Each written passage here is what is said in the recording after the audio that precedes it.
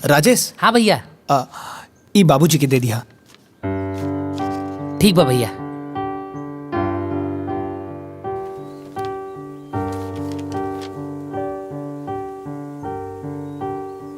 ली बाबूजी चाय पी ली। हाँ रख दा।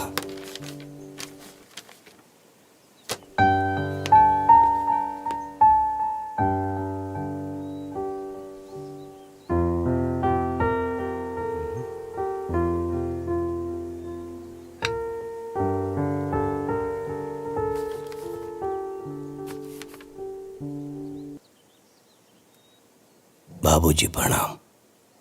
आपका बटुक।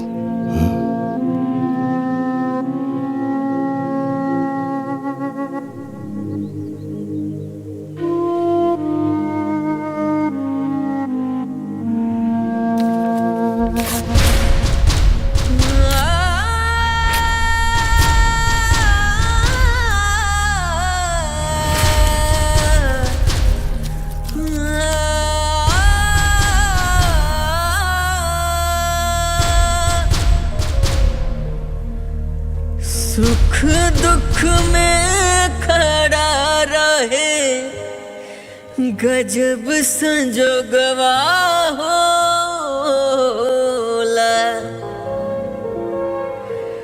दुनिया में सबसे प्यारा अपन लोगवा होला। बाबूजी। ए छटकी जी जेठानी जी बोली। जाना तारे कुछ लड़की इतना कुलच्छनी होली सन कि ससुराल जाते ही अलगवनी करा देवेली सन, मनहूस होली सन। सही कहा तनी जेठानी जी, ऐसन बहू भगवान दुश्मनों घरे ना देवे।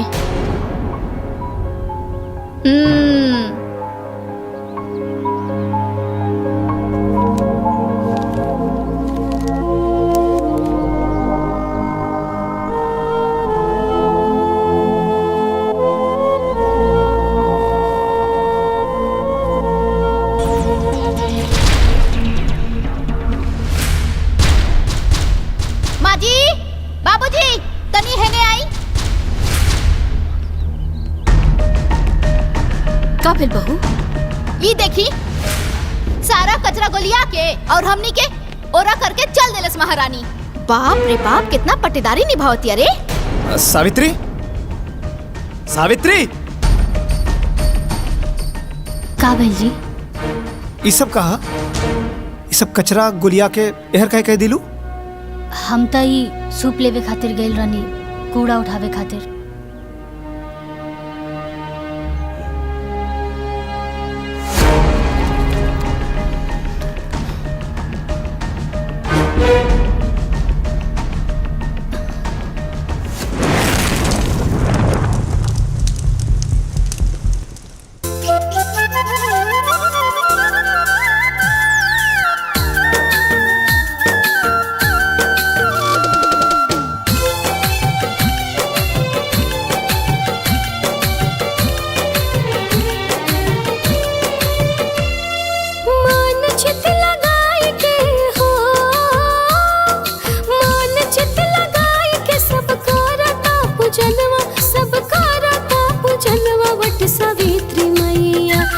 सावित्री मैया कदा मरे सुहागवा वट सावित्री मैया कदा मरे सुहागवा वट सावित्री मैया।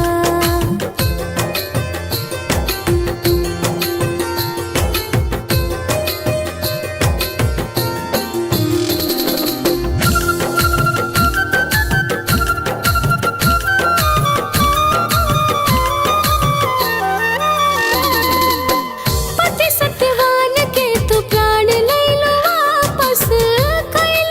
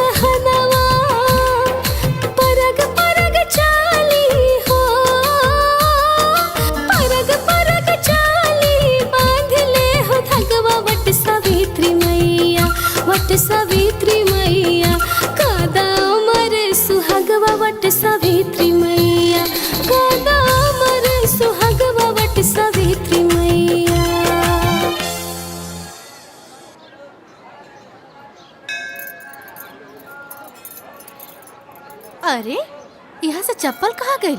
लौकत ना चप्पल। हमरो चप्पल नहीं खे लौकत। अरे हमरो चप्पल नहीं खे लौकत। पता ना चप्पलवा कहाँ चल गई। माई तो अनिल लोग के चप्पल यहाँ बा।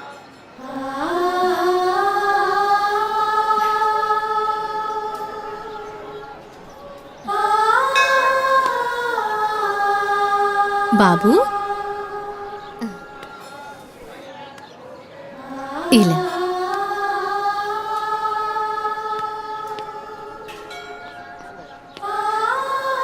इला बेटा ला ई होला।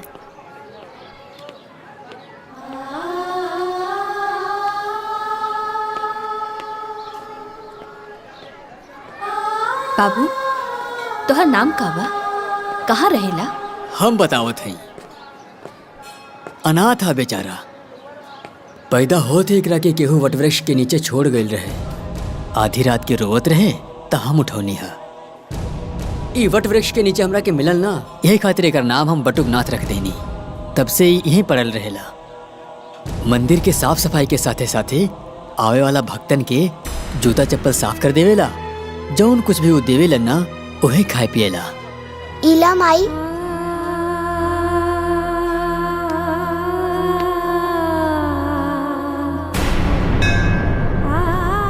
बेटा तू हमरा के माई कहला। हमार बेटा बनबा, हमरे साथ घरे चलबा।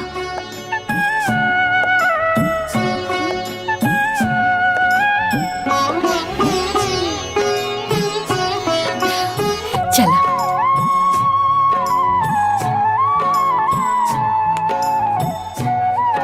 आवा।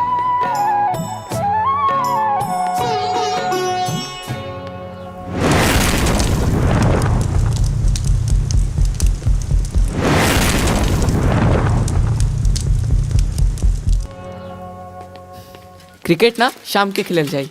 हाँ वहाँ ऐसे छक्का मारी है। हाँ ठीक बा। अरे नलायको, कहाँ से घूम के आवत तारा लोग? वो गार्डन। गार्डन? अरे हम जज हई। अरे पढ़ लिख के कम से कम नायब तहसीलदार तो बन जा लोग। हैं? गांव में हमार थोड़ बहुत तो इज्जत बची रही। ये देखा कपड़ा गंदा कर लेला लोग। कहाँ खेलत रहला? अरे लइकन के डांटल छोड़ी और है ली प्रसाद ले ली। तू बोला देवकी, इलाइका के आओ? एकर नाम बटुकनाथ था। ई हमरा के मंदिर में मिलल। अनाथ है बेचारा। ए जी हमने के लगे 2 गो लइका बा। एगो और हो जाई त्रिदेव। जब भी हमरा के माई कह के बुललस है ना, हमरा के अशोक और ओमकार दिखाई देलस। हम अपने ममता के रोक ना पौली और एकरा के लिए आईनी। ठीक बा, जब माई अपन ममता लुटा देनी त बाबूजी भी अपन प्यार दे दी हैं। है ना बेटा? चला हम तो के मिलाओ तनी। ई तोहार मझिला भाई आसो, गले मिला भैया से। ए हाँ आवा। अब इनसे मिला। ई तोहार बड़ भाई ओंकार। चला ओंकार गले लगा बेटा। ओंकार का हो गई लेकर रखे? हाँ एकर तेवर तो देखा। लइका है ना, समय के साथ बदल जाए। ठीक है चला, चल बेटा अंदर चल।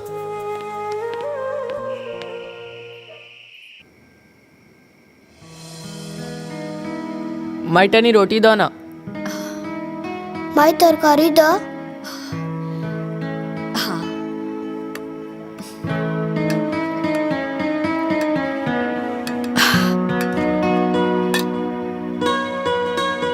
इला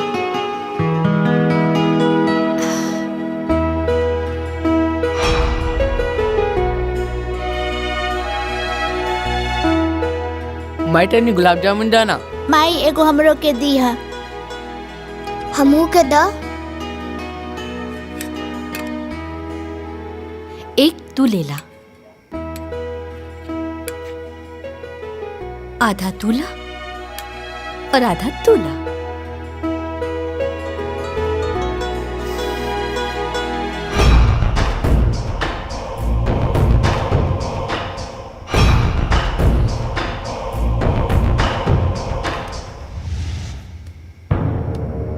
अरे माइक लगे हमने क्या सोते दा, चलो उठ। ए अरे ओमकार, सुत गइल बा ना, तोहनी के बिस्तर लागल बा, जा जाके सुत जा।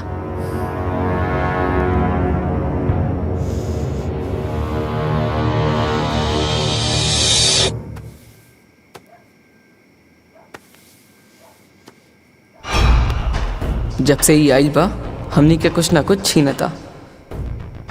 पहले गुलाब जामुन छीनलस, फिर माई के कोरा। काल तई हमनी के जमीन जायदाद घर द्वार सब छीन सकेला। ई हम ना होके देव, कब्बो ना होके देव।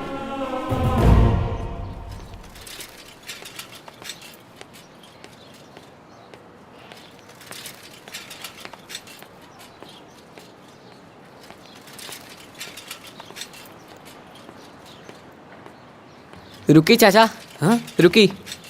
हाँ, चल उतर।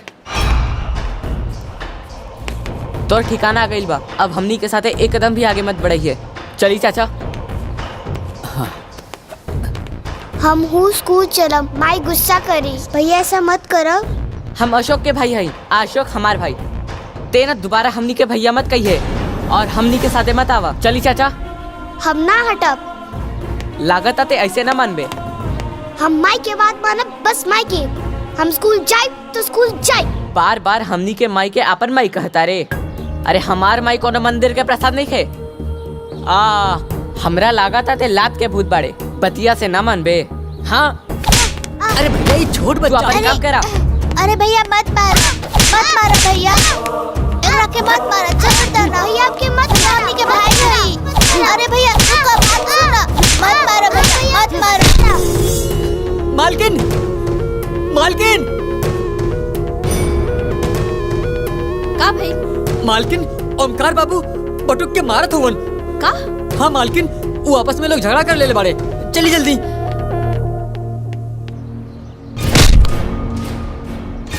बटुक बिटवा, कुरुक्षेत्र में अर्जुन के उपदेश देत समय भगवान श्री कृष्ण कहले, हे पार्थ, धर्म युद्ध में जौन तोहरा सामने खड़ा बाड़े, इमे से न कोनो तोहार भाई है न कोनो गुरु, सब शत्रु बाड़े।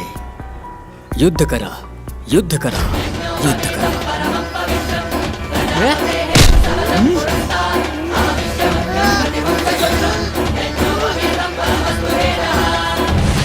ओमकार, बटुक, छोड़ दा, छोड़ ओकरा के।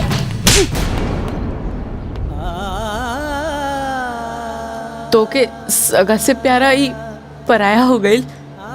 अरे नहीं बेटा, तू अभी छोट पड़ा ना, यही से हमार बात नहीं समझ तारा। रुका।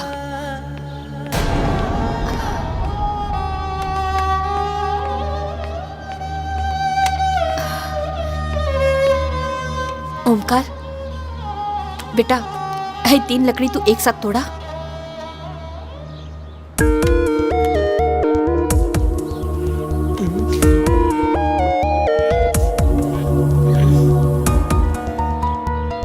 नहीं खे टूटत।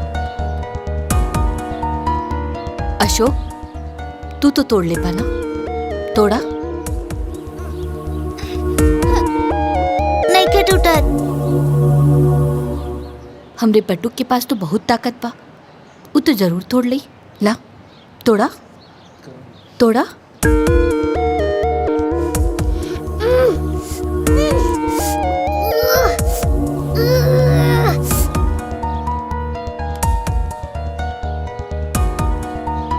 एक काम करा, इला एके तोड़ा।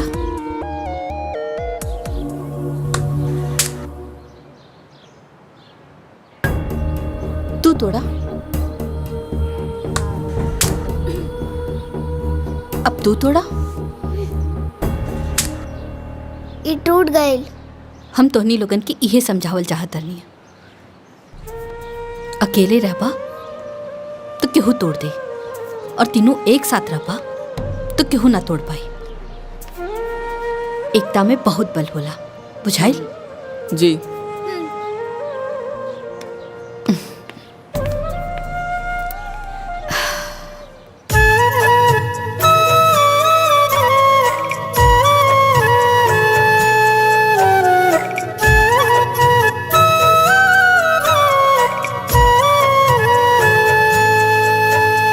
चांद सूरज तारा मोरे भवनवा में,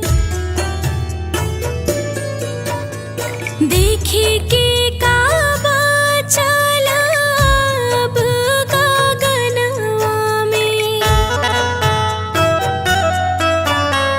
गिना मोगरा गुलाब मोरे अंगनवा में, महके के काबा चल अब चमनवा में। चांद सूरज तारा मोरे अंगनवा में।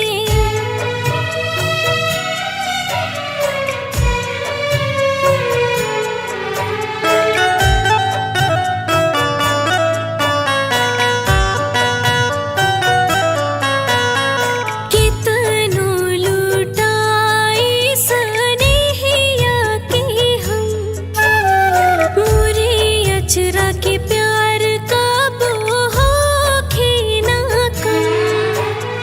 तू बेटवा बना माई हम ही बानी, माई हम ही बनी तोहर जन्म जन्म। मोरे बेटवन नियन बेटा ना होखे जहनवा में, देखे के काबा चल अब गगनवा में। चांद सूरज तारा मोरे अंगनवा में।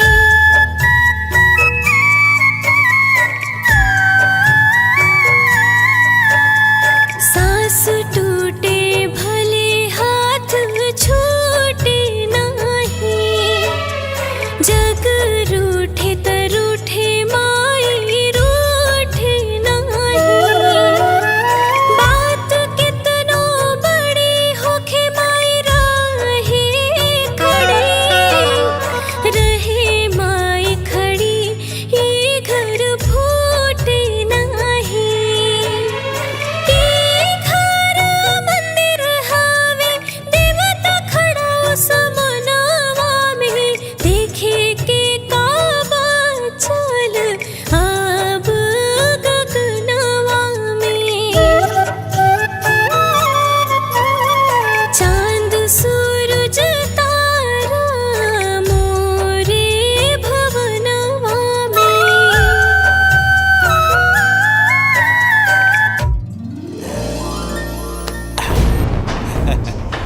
खुश रहा हमारा बेटा।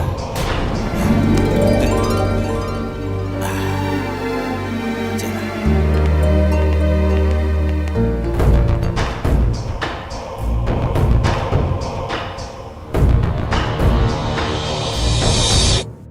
आज रउआ सब हमरा घर के दिवाली देखी और हमरा परिवार के सभी सदस्य से मिली। आई।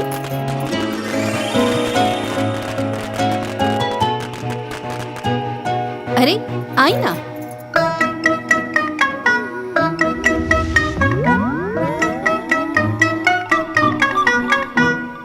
ई है हमार बड़का बेटा ओमकार और वो है हमार बड़की पतो माया।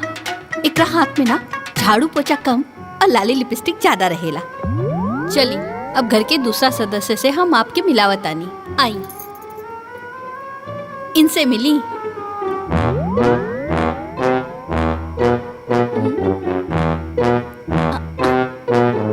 ई है हमार मझला बेटा अशोक और वो है ओकर मेहरारू नैना। कितना प्यार से अपना मेहरारू के अपने हाथे से खियावत रहे, बकिर अपना माई के कब्बो न खेलस। रउआ लोग कहावत सुन ले पानी ना? अरे हम तो अपना आँखी से देख रहा पानी, जो रुकी गुलाब। हाँ मेहरारू की पूजा करत तो देख लेली ना। चली अब हम लक्ष्मी जी के पूजा करत दिखाए जा रहे बानी।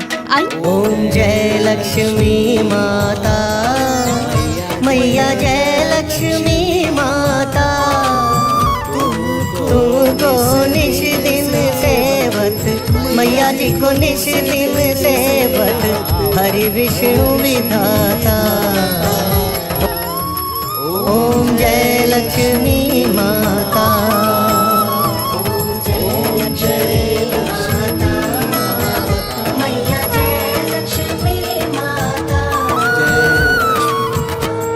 इकरा के पहचान ली रहुआ लोग? अरे ई हमार सबसे छोटा और दुलरुआ बेटा बटुकनाथ। यहाँ के तो जरूर पहचान गई होखब। एकदम सही, ई हमें हमार पति परमेश्वर। जय माँ जय माँ जय जय माँ जय माँ जय माँ जय जय।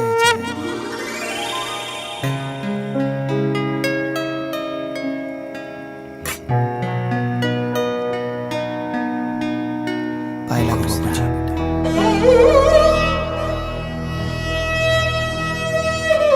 खुश रहो।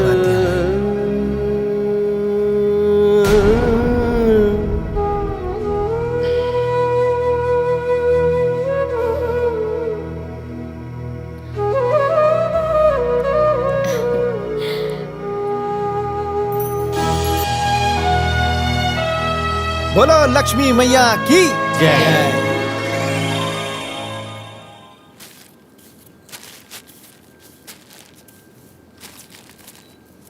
बटुक, ए बटुक। हाँ माई बोला का कहा तारू? हाय देखा ना, ये सीधा पिसान ना पंडित जी खातिर पान देने बानी। हाय ले जा करके ना दे दिया। ठीक बा।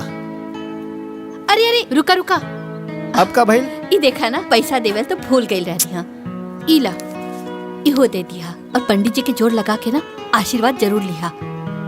काहे से कि संत महात्मा के आशीर्वाद से ना दुख मुसीबत सब दूर हो जाला। और वैसे भी उ तुहार जीवन दाता बाड़े। ठीक बा, हम आशीर्वाद जरूर लिहब, भूलब ना।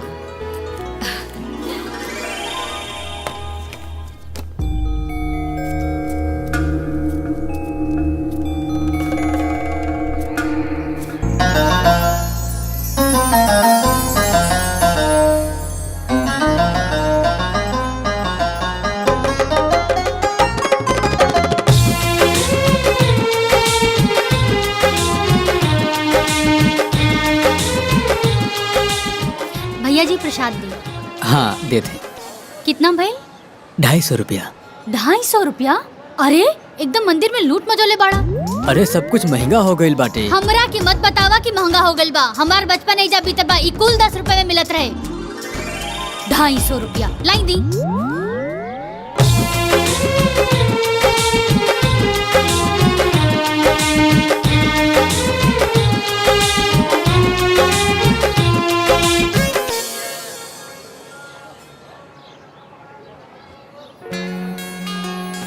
पाँव लागत बानी पंडित जी, आशीर्वाद बनैले रहा। खूब खुश रहा बेटा, ईश्वर करे तू हमेशा खुश रहा। और ही बताओ बेटा, तुहार परिवार में सब ठीक बानू? जी। और तुहार माई के का समाचार बा? सब स्वस्थ निमन बा? अरे वो एकदम बढ़िया बाड़ी, उहे तो हमके यहाँ भेजले हैं। और रउआ खातिर ई चढ़ावा भी देले बाड़ी। जथा नाम यथा गुण। तुहार माई तो देवी बाड़ी बेटा, वो हमेशा सब केहू के ख्याल रखेली। ईश्वर उनका के हमेशा खुशहाल रखे। अच्छा पंडित जी, आज्ञा दी। खूब खुश रहा बेटा, खूब खुश रहा।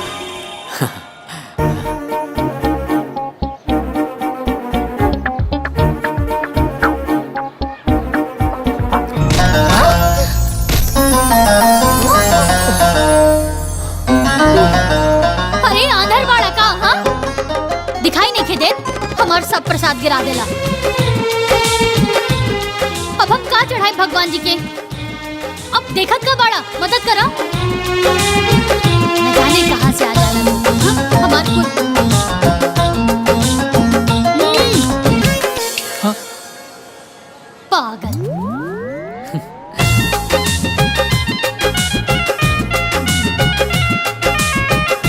बटुक बेटा। जी पंडित जी। का सोचत बाड़ा? कुछ ना पंडित जी। पहचानला के रहली? के रहल?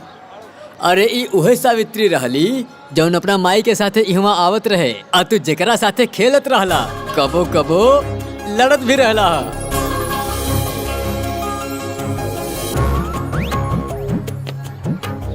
रुकना ना।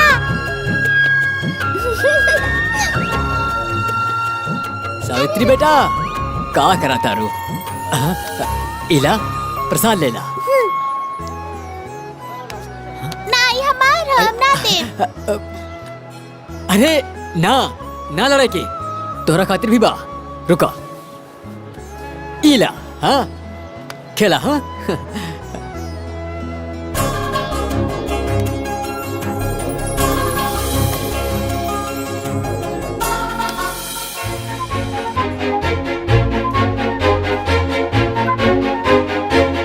सावित्री?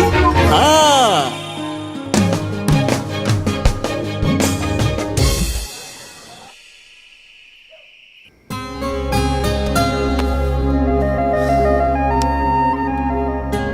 अरे आंधर बाड़ा का, हाँ दिखाई नहीं देत, हमार सब प्रसाद गिरा देला। अब हम का चढ़ाए भगवान जी के? अब देखत का बाड़ा, मदद करा। अरे एकदम मंदिर में लूट मचोले बाड़ा। हमरा की मत बतावा कि महंगा हो गइल बा। हमार बचपन नहीं जा बीते बा, ई कुल 10 रुपए में मिलत रहे।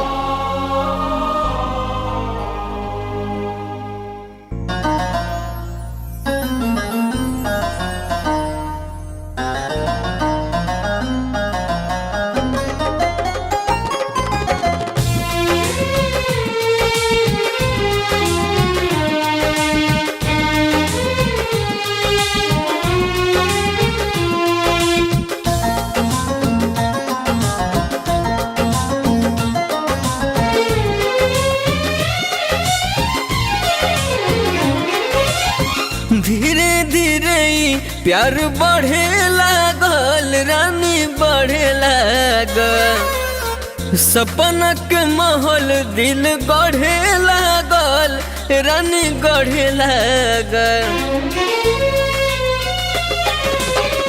धीरे धीरे प्यार बढ़े लागल, रानी बढ़े लागल। सपना के महल दिल गढ़े लागल, रानी गढ़े लागल। मन बहकावे गुजरिया, तोहर पियर रंग साड़िया। दिल धड़कावे गुजरिया, तोहर पियर रंग साड़िया।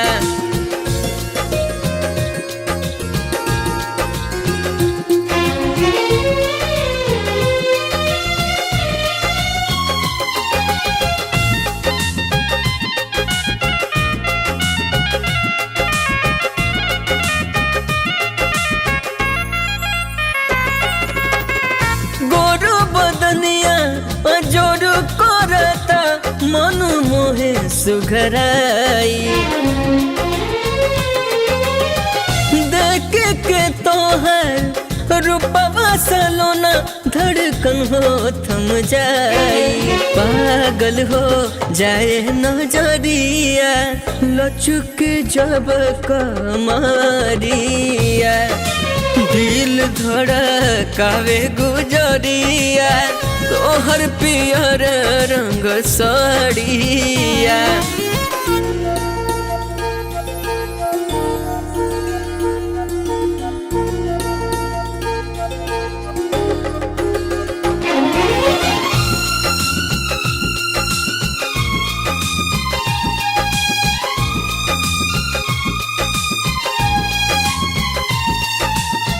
कजरारी कारी अखिया के जादू भइल ऐसन।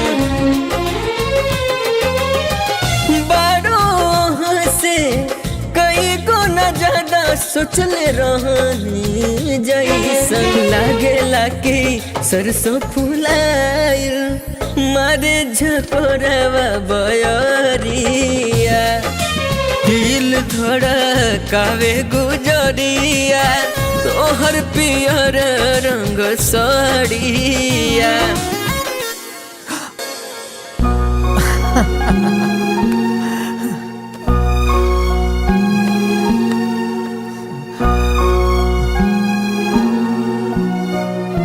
खाना।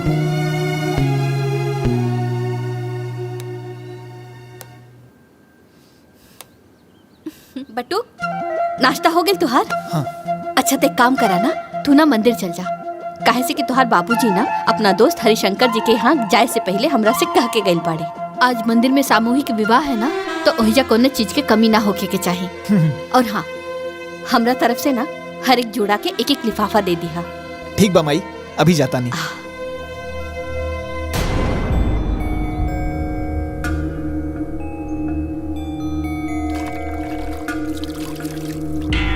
हला ठीक है।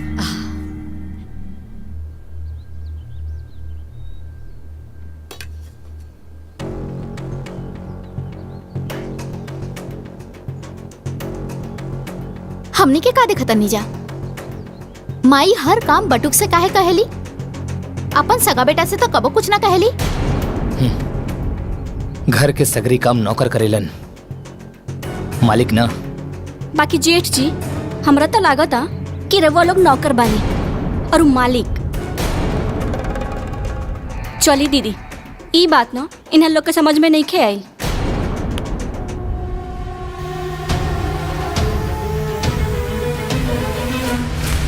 जाहिदा तू खाना खाना। पंडित जी, बाकी सब दूल्हा दुल्हन तो आ गए बा लोग। पूजा की विधि की व्यवस्था हो गई बा। और कुछ कमी बेसी हो तो रवा देख लिया, कोनो कमी न रहे के चाहिए। जाए जाए। हाँ, बाकी सारा लोग आ गए। हाँ, पाए लागत बानी पंडित जी। खूब खुश रहा बटुक बेटा। भगवान करे तोरा जीवन में आनंद ही आनंद होके। ई लिही पंडित जी। ई कहा? ई हमार माई सामूहिक विवाह में दुल्हा दुल्हन खातिर ई उपहार भेजले बाड़ी और आगाह कईनी है कि कोनो और समस्या हुई त बेझिझक कहा। अरे ना ना, एकर कोनो जरूरत नहीं खे। काहे कि सारा व्यवस्था तो गुप्ता जी कर ही दिले बाड़े। कोनो चिंता की बात नहीं खे। बटुक बेटा, ये उपहार तू नौ दंपत्ति के अपन हाथ से ही दिया, बड़ा अच्छा होई। जौन आ गया पंडित जी।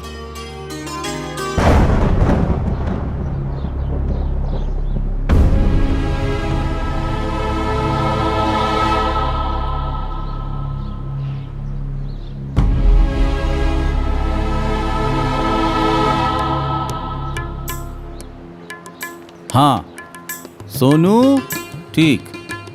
हाँ। सुधीर, वंशिका। मोनू, प्रिया। ठीक बा। रवि, सावित्री। ई लड़की के गार्जियन के बा? हम बने पंडित जी। दूल्हा कहाँ बा? अभी ना आयल बड़े पंडित जी, औते हुई। थोड़ा देर और इंतजार कर ली। बियाहे के मुहूर्त निकलल जात बा। जाई जल्दी जाई, ओकरा के बुलाई। अच्छा पंडित जी, हम देखत बानी।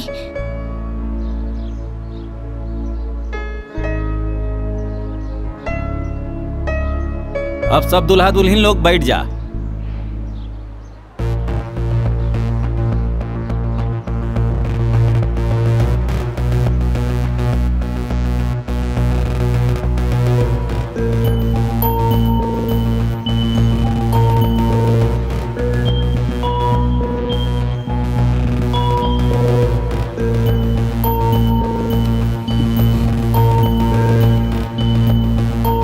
कहाँ रह गई अभी? हाँ राम प्रसाद जी, अरे का भइल? रवा लोग अभी तक ना आई नहीं? अरे हम ही शादी ना करब। का शादी ना करब? ना। तई बात पहले ना बतावे के रहल ह। ठीक बा, रखी फोन। अरे का भइल? दुल्हा कहाँ गइल? कुछ पता चलल? ना पंडित जी, कुछ पता ना चलल। सगरो ढूंढनी है, कहीं कुछ पता ना चलल। पता चल गई, वो लोग अब ना आए वाला बा। का? काहे कि लड़का भी ब्याह करे से मना करत था। हे भगवान, ये का हो गए? अब हम का करी? हमार तो नसीब में फूटल बा। कैसे कुल बनलो काम बिगड़ जाता हमार। धीरज रखा, सब ठीक होई।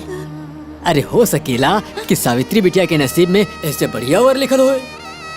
ओकरे नसीब में का बा पता ना, बाकी ओकरा के लेके ना हम के जीवन भर जरूर झेले के बा। अरे पैदा होते ही बाप के खा गई। अब लागत है कि एकरे चिंता में ना हम मर जाए। ऐसे मत कहा। पता ना कौने जन्म के कर्म बिगड़ल बा पंडित जी, विपत्ति टोले के नामे नहीं केले।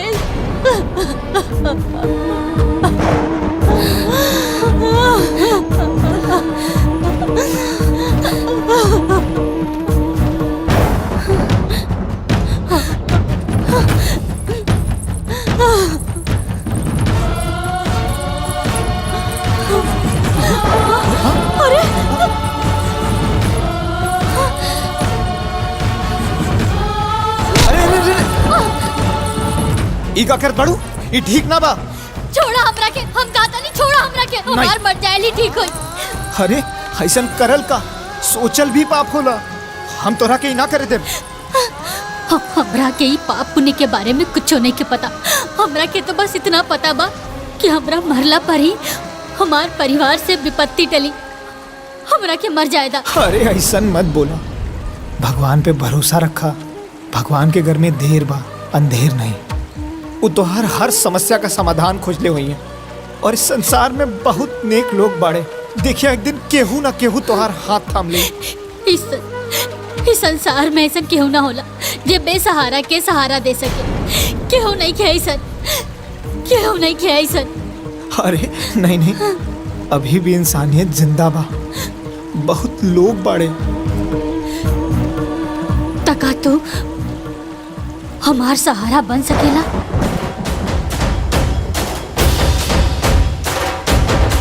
बन तो सकीला पर बाबूजी से ज्ञान बाटल अलग बात था और उहे ज्ञान के पालन कईल अलग बात। रुका, हम बनब तोहार सहारा। हम निभाए जीवन भर तोहार साथ।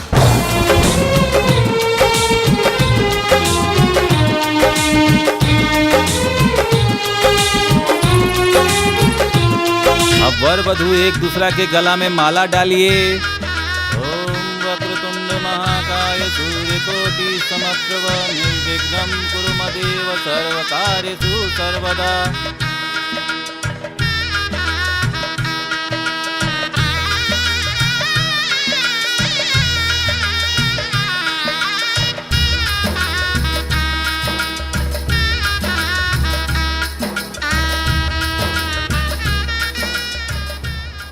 चल निकाल 1 रुपया बरीचा।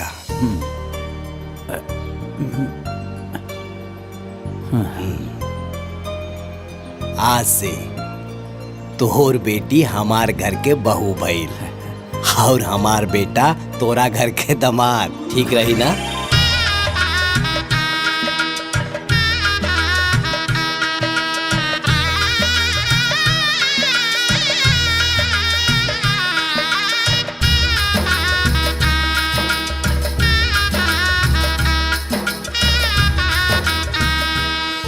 लेकिन एक बार बेटा से पूछ तो लेता।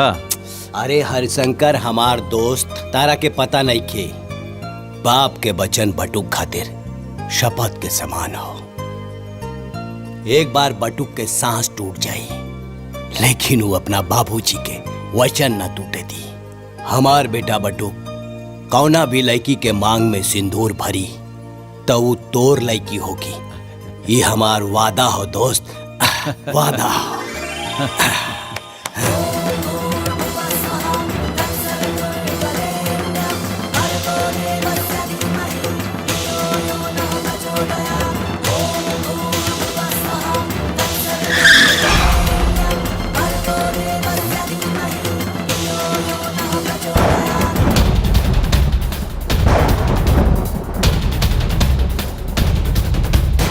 अच्छा, बाबूजी के बड़ा नाच रहे ना क्रापे। अब बाबूजी के पता चली कि कितना लायक बा और कितना नालायक बा।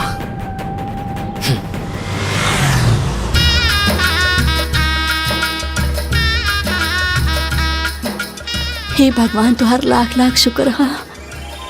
ई का 1 रुपए के सिक्का। अरे भाग्यवान, ये 1 रुपया के सिक्का ना, भरीचा भरीचा। हम अपना बटुक के बियाह तय कर देनी। अपना दोस्त हरशंकर के बिटिया से। बहुत बढ़िया कहनी है बाबूजी। सगुन तो सगुन होला, चाहे 1 रुपया हो चाहे 1 लाख रुपया का हो। अब हमरा समझ में आई कि रउआ रोज सवेरे सवेरे अपना दोस्त के घरे काहे जात रहनी है। अपना दोस्ती के रिश्तेदारी में बदले। चली बटुक के बियाह तय हो गई। बियाह तय ना भइल बा, ऊ बियाह क ले बा। उहो सामूहिक विवाह मंदिर में। हे ओंकार, ये का बकवास करत तारे ते? अरे हमार बटू कैसे ना कर सकेला? अरे ते बचपने से ओकरा से जले ले, यही खातिर इस तरह बात करत तारे। अरे हमार बटू बिना हमरा से पूछ ले, बिना हमार आज्ञा ले ले शादी कैसे?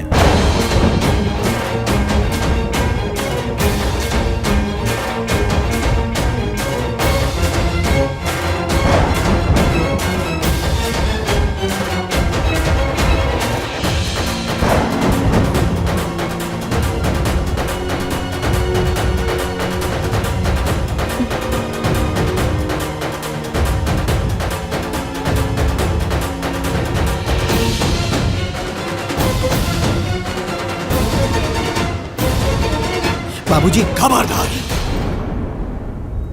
हमार पैर छुए की जरूरत नहीं की। देख ले लो देव की, आखिर पराया खून अपन रंग दिखाई देलस।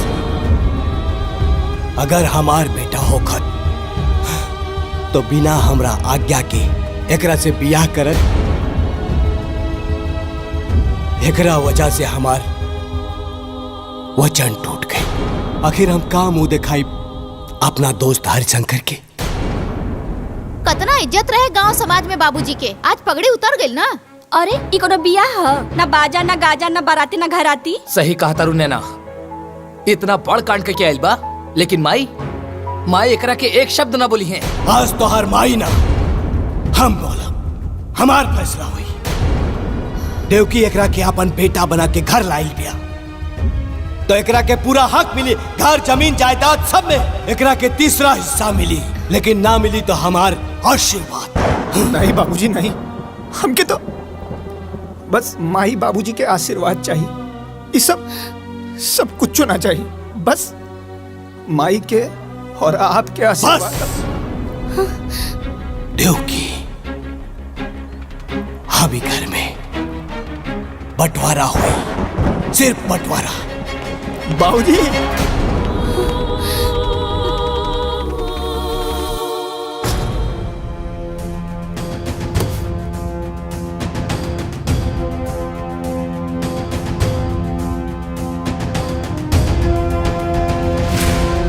देवकी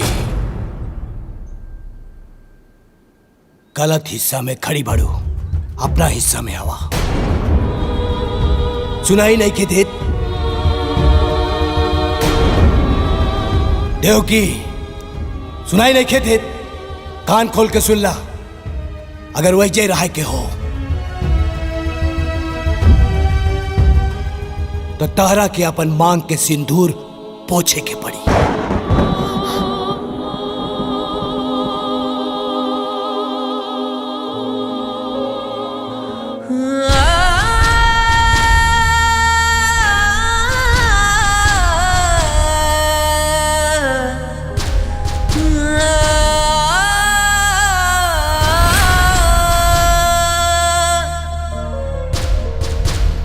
सुख दुख में खड़ा रहे गजब संजोगवा होला।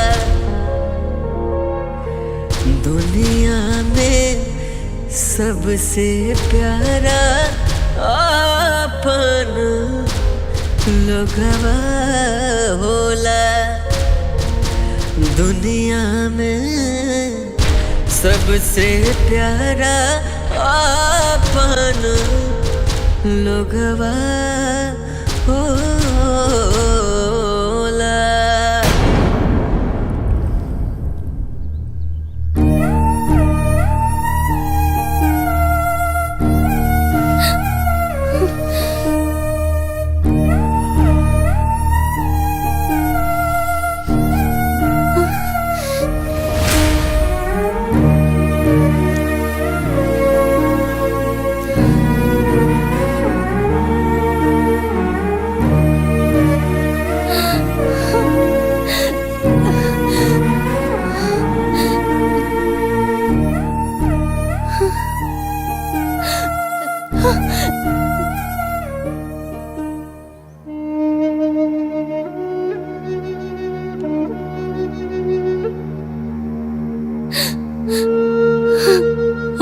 अभागन हैं।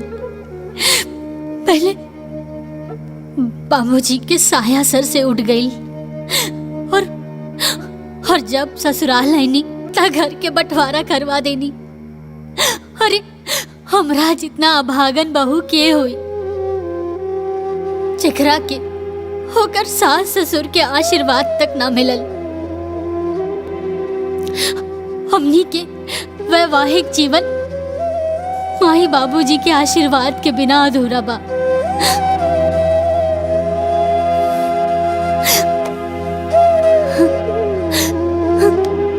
तू अपन दिल छोटा मत करा। बाबूजी गुस्सा में होवन और माई एक दिन उनकरा के जरूर मना लेहन।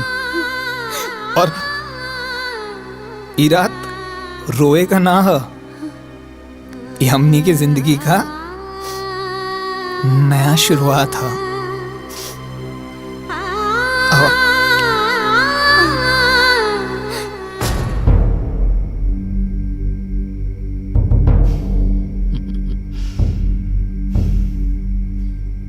देखी सांप भी मर गई और लाठियों ना टूटल। जे काम हमनी करल चाहत रहनी वो खुदे कर लेलस। बस बाबूजी जैसे ओके अपना दिल से बाहर निकाल दिले ना, वैसे ही घर से बाहर निकाल देती तो इस सगरी जमीन और जायदाद, एक घर और द्वार हमनी दोनों भाइयन के हो जात। अरे टेंशन मत ली अंगूर खाई। अरे खाई ना और वक्त के इंतजार करी, वो एक दिन जरूर आई। काहे कि माया नाम हवे हमार और माया के माया अपरंपार होला।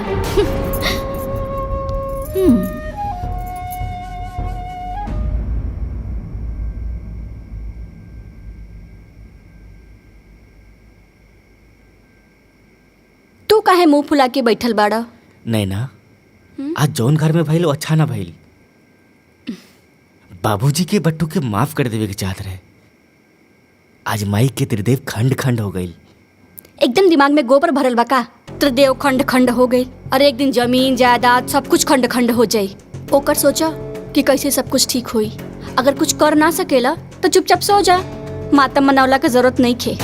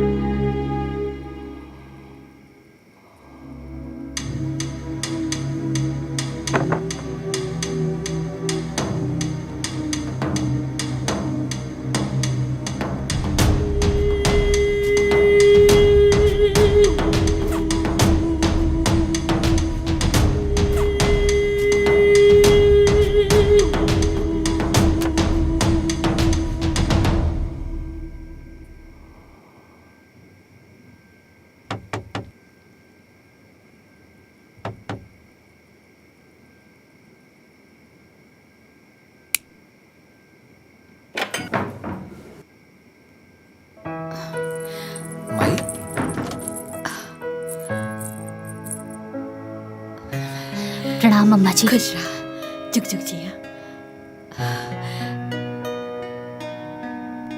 हम तोरा के नीक ना दे पौली ना, यही से नीक लेके आइल बानी।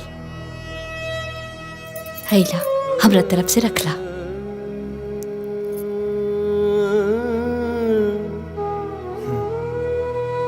रखला ना।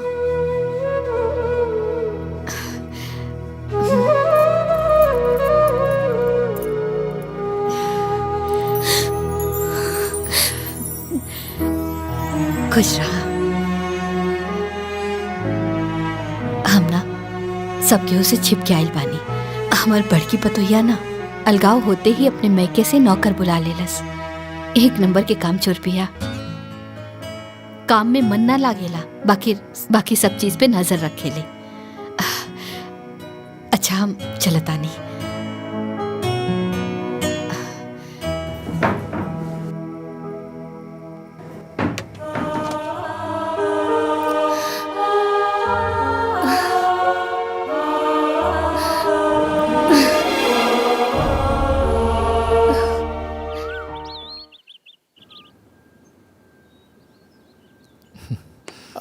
राजेश। हाँ भैया। ई बाबूजी के दे दिया। ठीक बा भैया।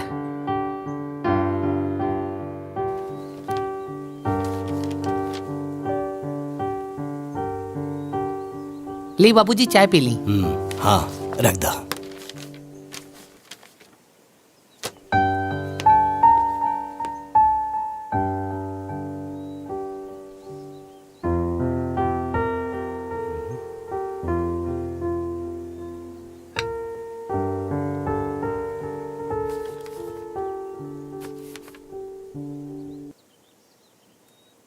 बाबूजी प्रणाम। आपका बटुक।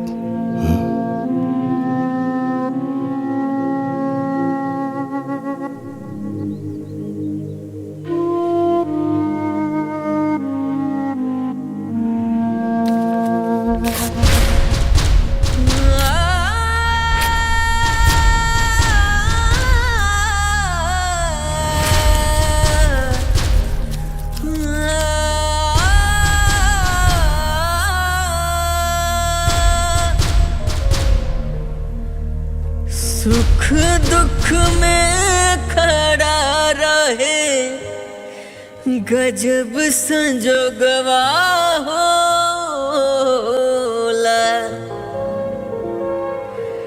दुनिया में सबसे प्यारा अपन लोगवा होला। बाबूजी।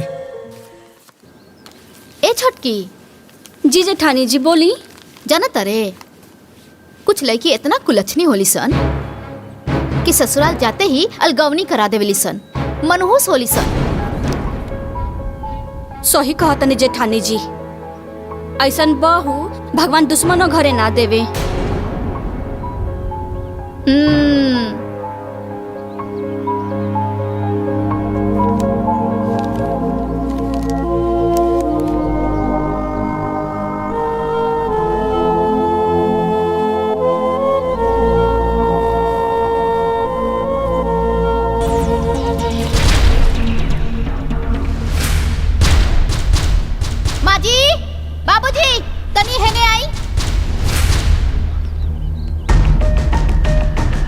बहू ये देखी सारा कचरा गोलिया के और हमनी के ओरा करके चल देलस महारानी।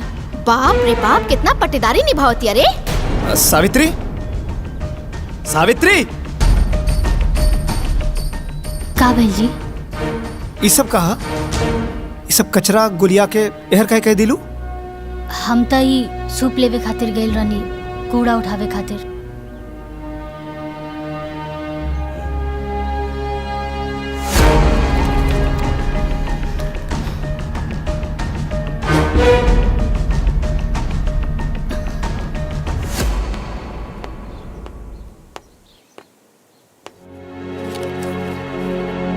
प्रकाश बाहर आवा।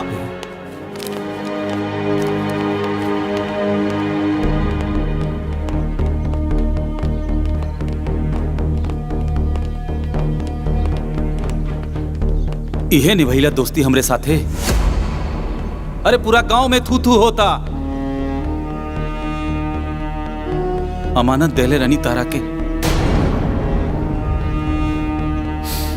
तार बेटा से हमार बेटी के बियाह करावे खातिर।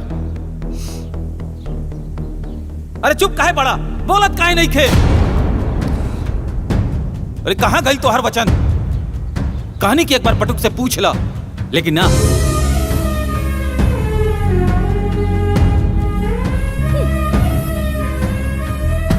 जाना तड़ू देव की भोजी कि का कलश हमरा के? बटुक शपथ के समान बा। बटुक के सांस टूट सकेले, लेकिन ओकर बाप के वचन ना टूट सकेला।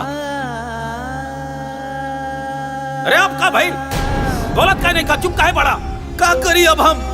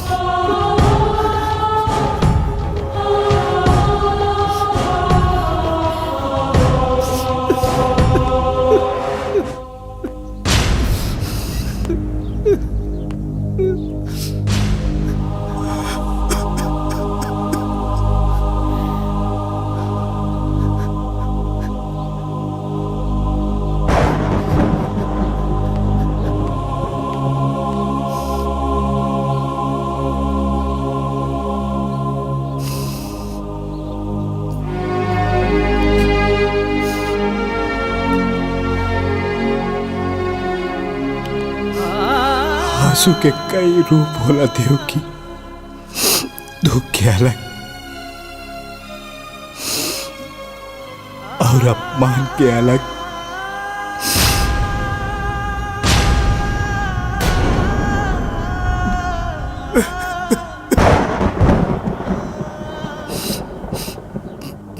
दुख के आंसू पिया जाला,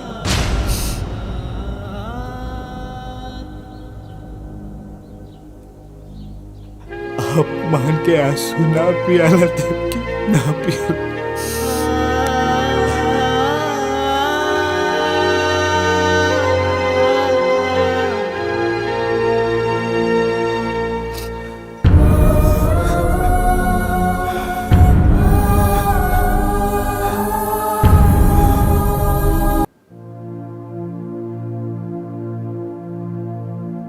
आज हमार वजह से पहली बार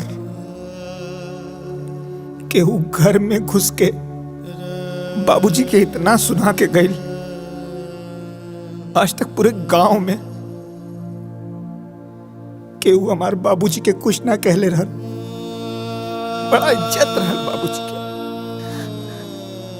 ए जी, ई बात का लेके रहुआ अपने आप के मत कोसी जी, मत कोसी। केहू के अपमान कहिला से केहू देवता के महिमा कम ना होला। और बाबूजी, बाबूजी त देवता हन और हमेशा रही हन। हाँ,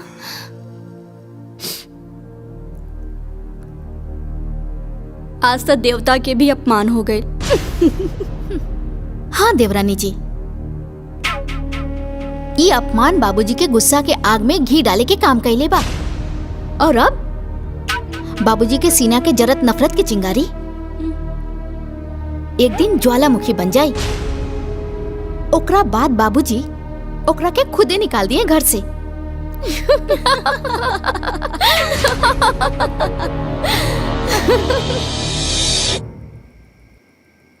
रामू एक गिलास पानी लावा।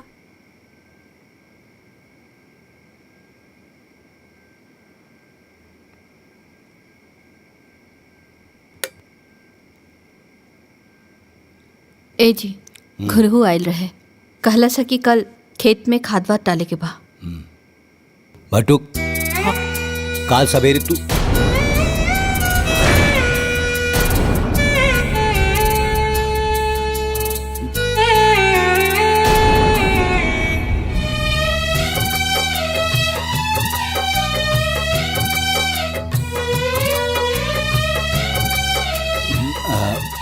ओंकार, काल सवेरे तू ब्लॉक पे चल जाइया और वजह से 4 बोरिया यूरिया 2 बोरिया डाई ले ले आइया।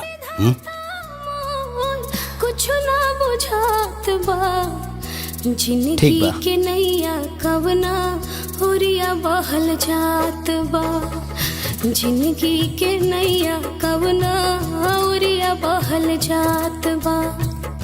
रुसले पटुक के बुलावल इतना आसान नहीं है। अरे केहू हमार कोटी और जूता दी कि ऐसे ही चल जाई बाजारे? कहाँ बाड़ा सन? इली बाबूजी।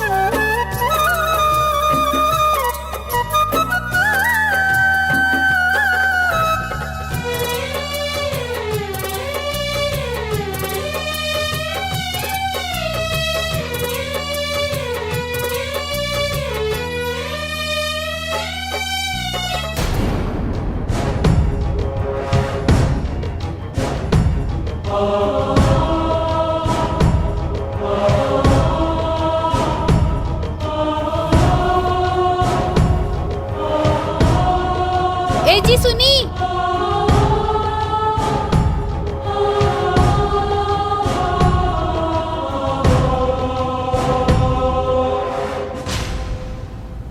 सुनी जी।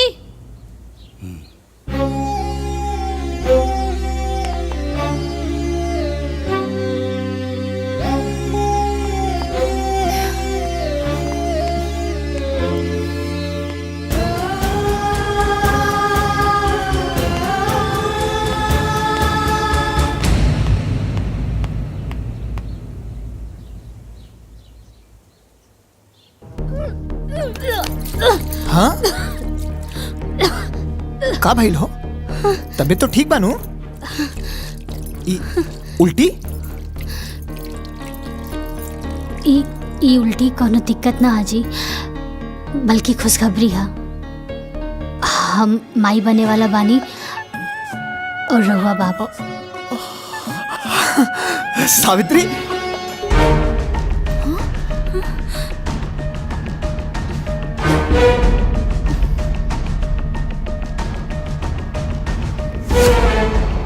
ब्याह कके पहले हमनी देवरानी जेठानी आईनी और माई पहले उकलमोही बन गई। सही कहा तनी जेठानी जी। कहीं ऐसा ना होखे कि काली पोता के मुंह देखला के बाद बाबूजी के फैसला बदल जाओ। काहे से कि मूल से ज्यादा ब्याज प्यारा होला। हमने यही तरफ बैठ के एजा मातम मनावल जाई और वो गोद भराई की खुशी बनाई। गोद भराई का सारा सामान ला दिले है। फल फूल मिठाई नारियल सब आ गई। सब सामान तो आ गई, लेकिन गोद भराई के रस्म सिर्फ सामान से ना होला। गोद भराई करे वाली भी तो चाहिए। अगर माही ना आई है तो गोद भराई के रस्म पूरा कैसे हुई? अरे तू उदास मत होखा, केहू आवे चाहे ना आवे, बाकी माई जरूर आई।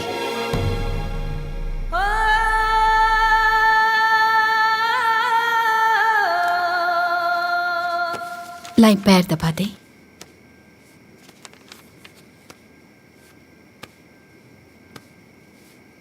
ए जी, एगो बात कही। बोला। इतना साल बाद हमनी के खानदान में वंश आवे वाला बा। रउआ कहीं तो हम कल बहू की गोद भराई में जाई ना। वंश आपन होला, पराया के ना। तारा के गोद भराई में जाए के जरूरत नहीं खे, बुझाइल नो?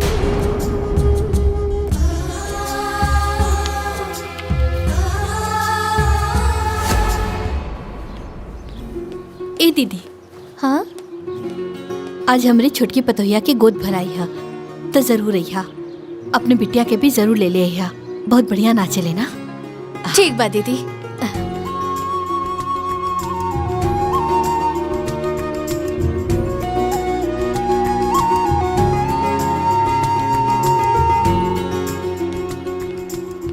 बिटिया, आज ना हमरे छोटकी पतोहिया की गोद भराई है तो जरूर अइहा। ठीक बा, आ जाई।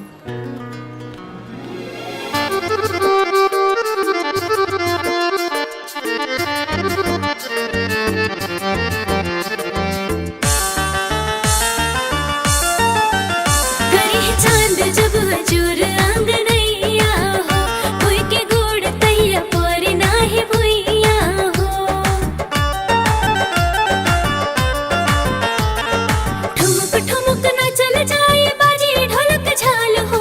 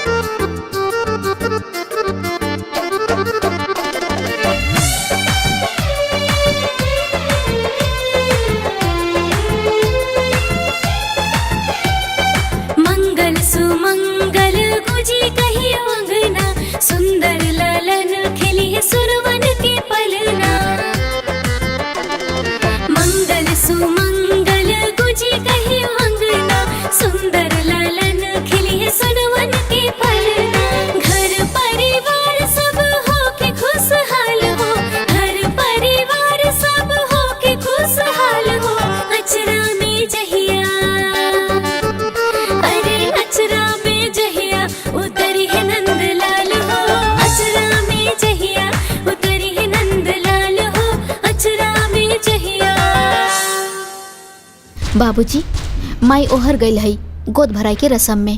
हम अपना आंखें से देख के आई नहीं। रहुआ हमार बात के भरोसा करी ना बाबूजी। अगर भरोसा नहीं के होत तो छोटकी से पूछ ली। बाबूजी दीदी सही कहा तनी, हमहू माई के वहाँ देखले रहनी हा।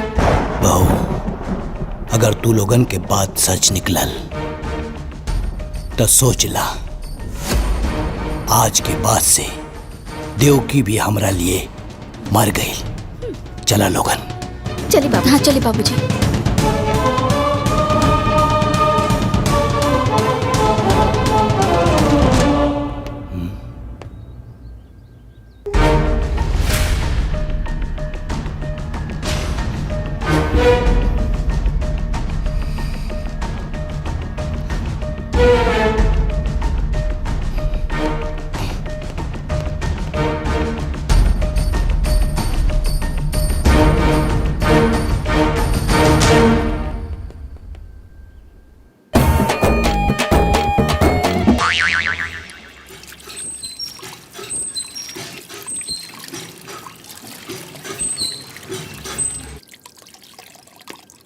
अरे तू रुका, हम ले जाता नहीं।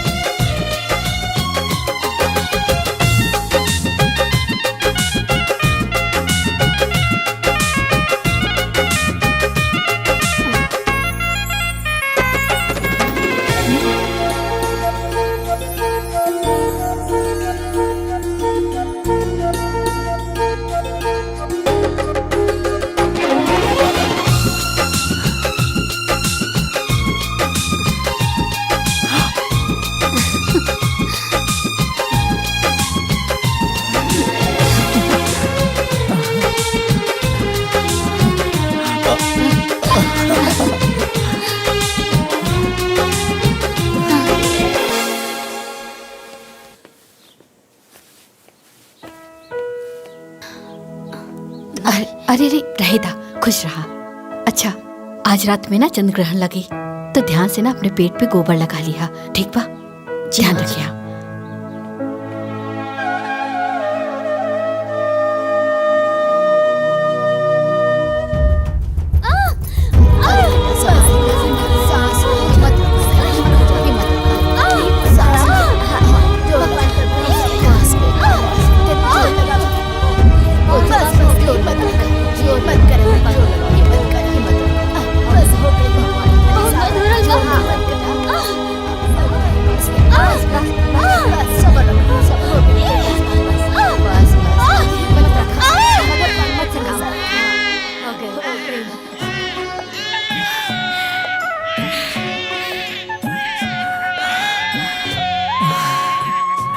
हे भगवान।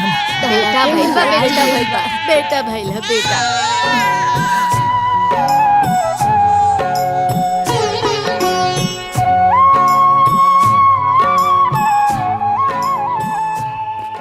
अरे भौजी, अच्छा भइल एजे भेटा गइलू। हमरे पोता के ना छट्टी है। ठीक बा। तो पूरा परिवार के साथ ही है। ठीक बा, आ जाई। ठीक बा, आ जाई बा। ठीक बा।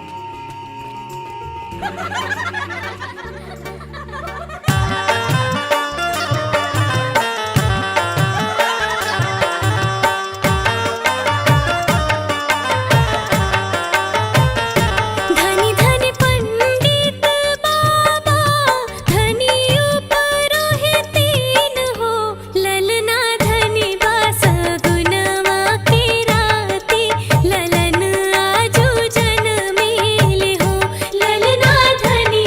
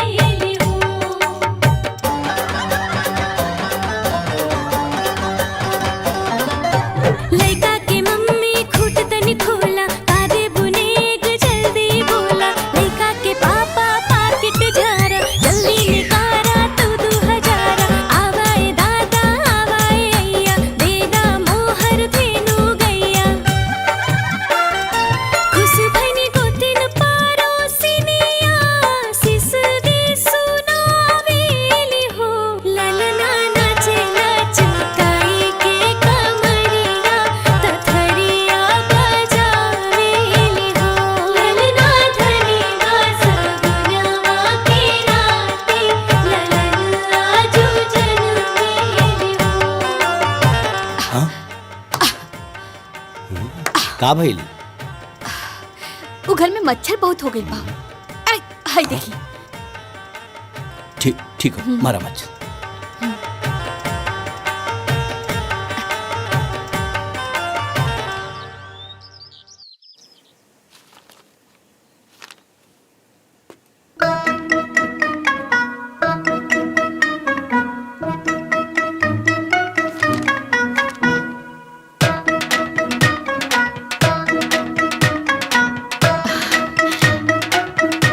ए जी, कृष्ण भगवान के जन्म कृष्ण पक्ष अष्टमी के दिन भइल रहे ना?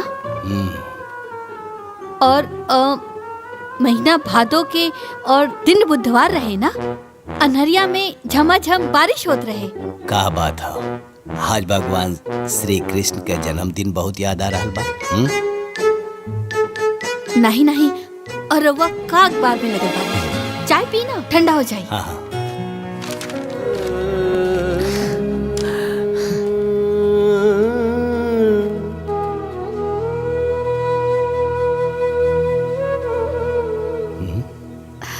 कब है? ठंडा हो गई का चाय? ना ना, ठीक बा। माई इशारा दे देली कि लड़का का नाम का रखी। एकर नाम कृष्णा रही। कृष्णा कृष्णा। नंद घर आनंद भयो, जय कन्हैया लाल की, हाथी घोड़ा पाल की, जय कन्हैया लाल की। का भाई? हाँ? कुछ नहीं।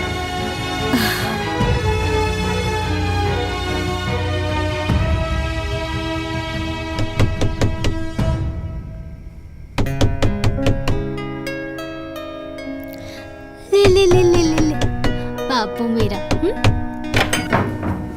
माई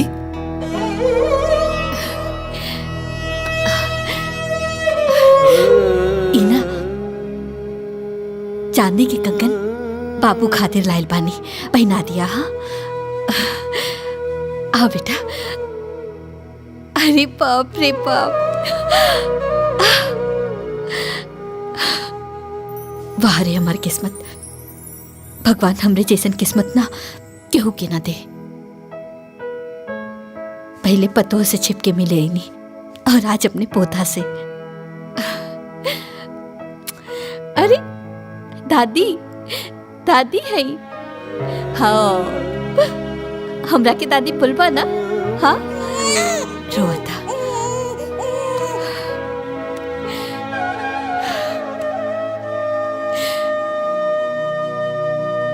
आपन ख्याल रखिए।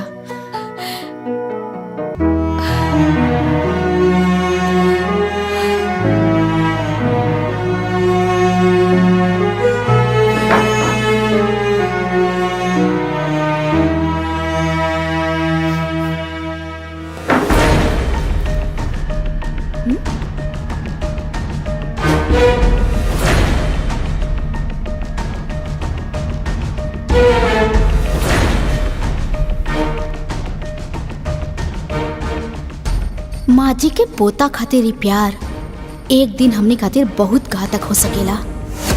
माँ जी रउआ प्यार के अमृत के वर्षा बहुत कर लेनी, अब बारिश सास के ना बहू के हा।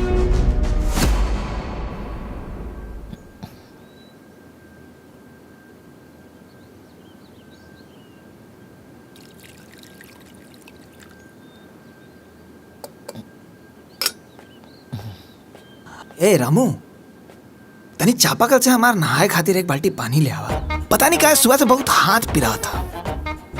ठीक बा, लेकिन ई बात मालकिन के ना पता चले के चाहिए, ना तू अपना घर से हमरा के भगा दी है। अरे अरे ना पता चली, सब लोग कमरे में बा।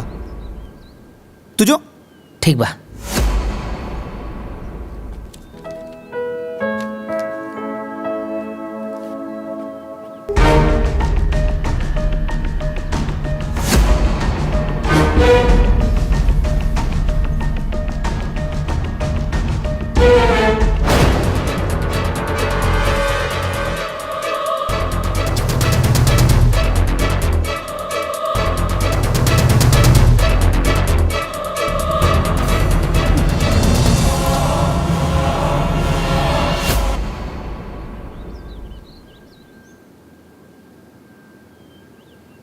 अरे ब्लॉक प्रमुख जी, रउआ हमार गांव वालन खातिर नल के व्यवस्था करा दी। हाँ ठीक बा, हम ब्लॉक पे आ जाए। हाँ जयराम जी की। ली बाबूजी चाय पी ली। हरे रामू, हाँ आज के अखबार कहाँ हो भाई? हमके लागता अंदर बा। जल्दी ले आवा। अच्छा।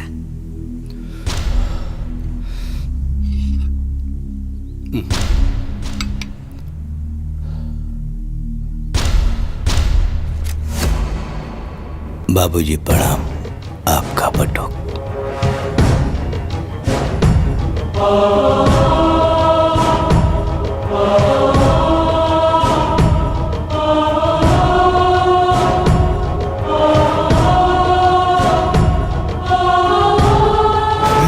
का रोज रोज का ड्रामा। जय जय।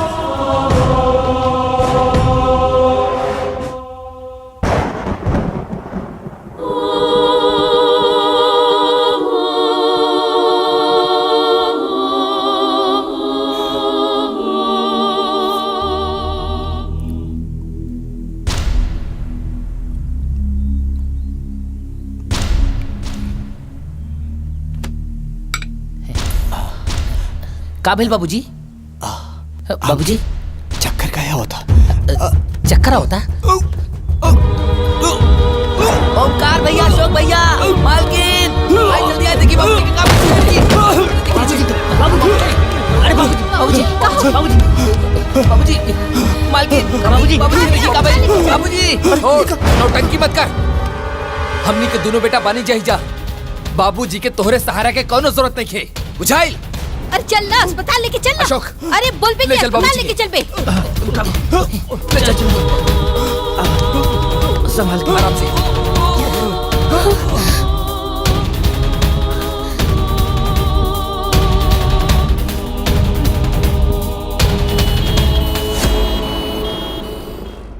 ओह माय गॉड, मेरा शक सही निकला। चाय में जहर था।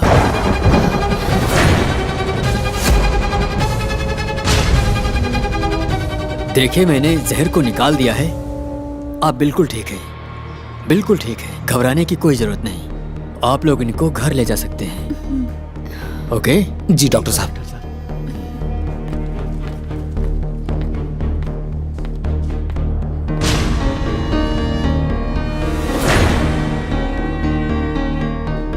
का रामू, चाय में जहर के में ले रहे हैं? ना मालकिन ना, चाय में जहर हम ना डलनी। बस बाबूजी के चाय लेके गई रहनी। तो किचन में केहू औरो आइल रहे का? हाँ बटुक भैया आइल रहले।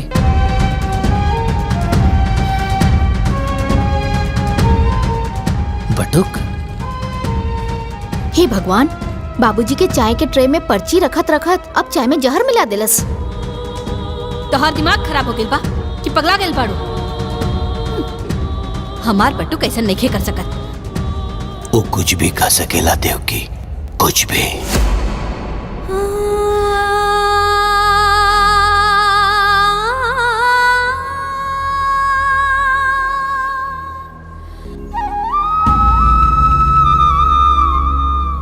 हे भगवान, हमार बाबूजी के कुछ ना होके दे। चाहे हमार जान ले ली, बाकी हमार बाबूजी को एकदम ठीक कर दे, एकदम ठीक कर दे। बटो बाबूजी, बाबूजी। का भइल? विश्वास नहीं की होत हमरा की जिंदा देख के? अरे हमरा के का पता रहल कि हम अपना ही घर में सांप पाल रहल बानी, जौन एक दिन हमरा के डसी। अरे आशीर्वाद ना देनी तो चाय में जहर मिला दे लेते। ना बाबूजी ना, ऐसा मत कहा। हम तारा चाय में जहर नहीं के डलने बानी। हम जानता नहीं तो हमार भगवान जानत। भगवान होके या इंसान, दिक्के होके भी धोखा दे सकेले। आपन खून आपन ये होला।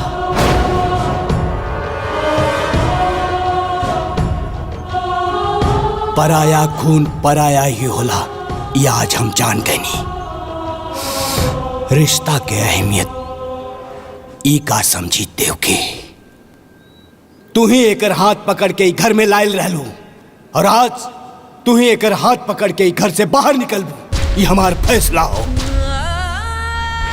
अरे बाबूजी, चाहे हमरा के डांट ला, चाहे हमरा के मार के घर से निकाल दा, लेकिन हमरा के माथे पर इतना बड़ा कलंक लगा के हमरा के घर से बाहर मत निकाला बाबूजी।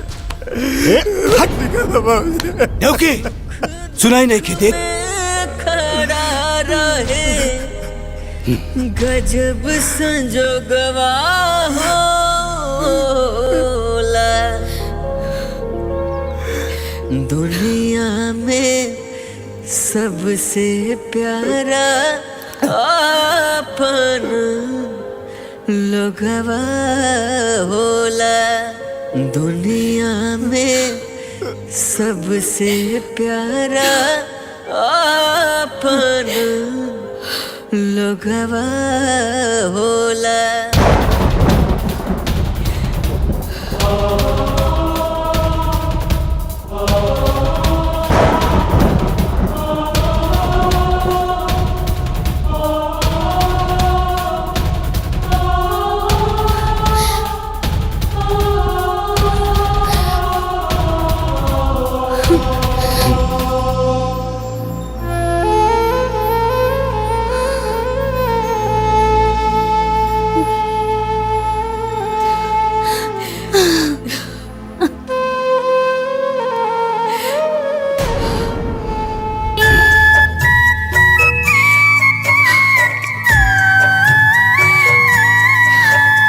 सांस टूटे भले हाथ छूटे नहीं, जग रूठे त रूठे माई रूठे नहीं।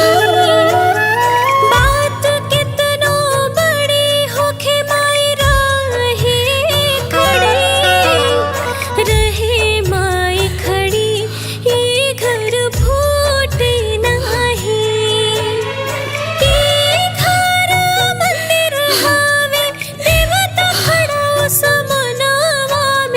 देखे के काबा चल अब गगनवा में।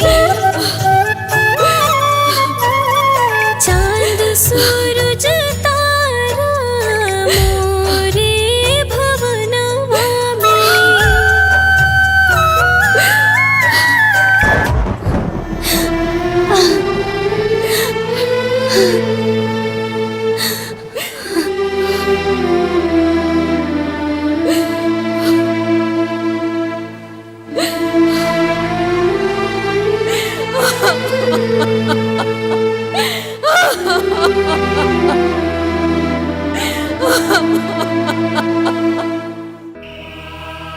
जहां से हमारी जिंदगी शुरू भइल रहे, आज फिर से हम वहीं आ गए बानी। मत रोआ बेटा, मत रोआ। अरे सच के चांद के झूठ के बादल घेर ले बा। समय की हवा चली, एक दिन ही झूठ के बादल उड़ जाए, फिर सच के चांद चमकी, एक दिन जरूर चमकी।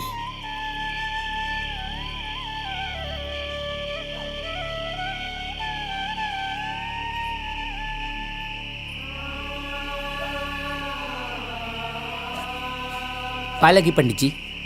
खुश रहा। बटू कहाँ बटे? भीतर घर में बा। है उनकर माई सामान भिजोले बाड़ी, कहनी की जाके दे दिया। ठीक बा। ठीक ना? प्रणाम पंडित जी। खुश रहा।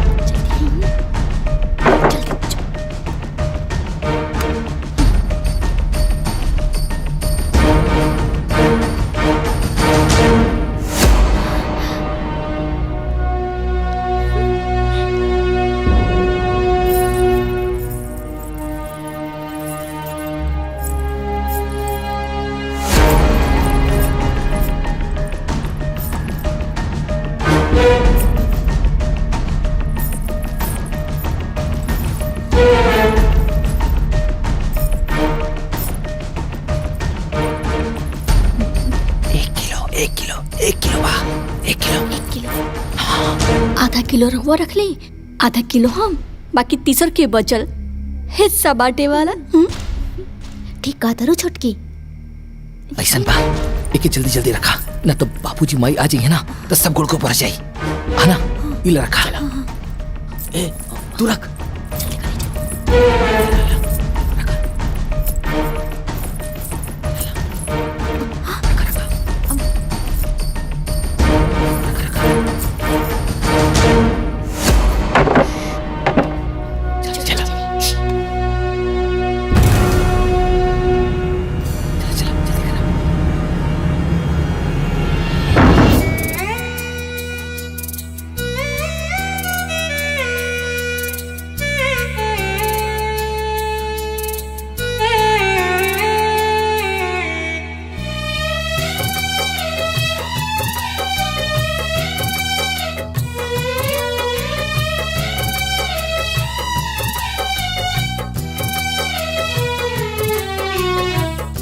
रुसले विधाता मोर, रुसले विधाता मोर, कुछ ना बुझात बा। जिंदगी के नैया कवना ओरिया बहल जात बा। जिंदगी के नैया कवना ओरिया बहल जात बा। रुसले विधाता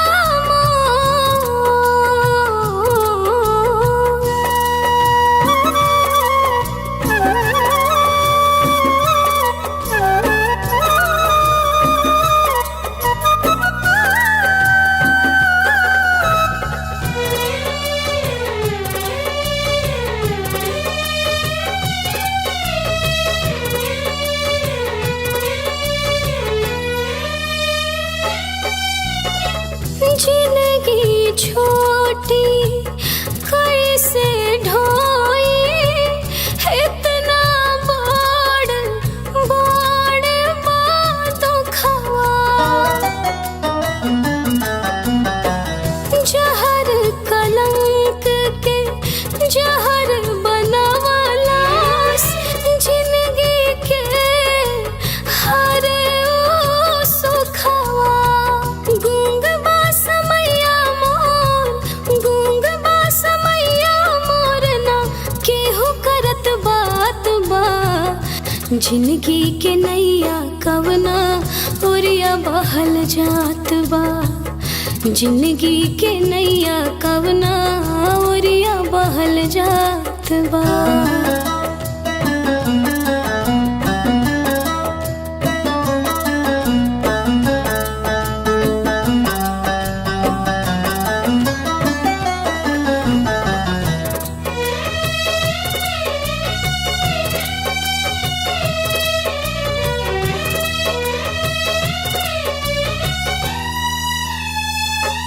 बाबूजी।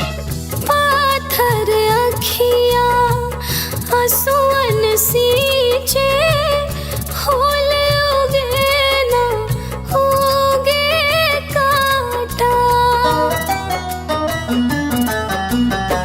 हम ना जानी तू जाने लो, हेवट सावित्री है माता।